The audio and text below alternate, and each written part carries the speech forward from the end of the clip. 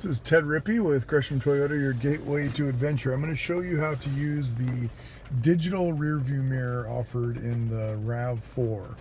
So it looks like a normal rear view mirror. There's a little lever underneath.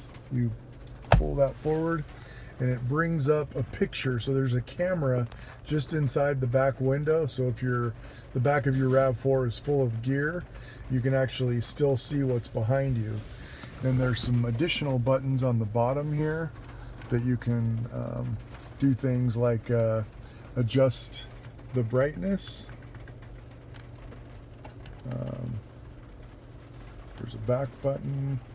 You can adjust up or down.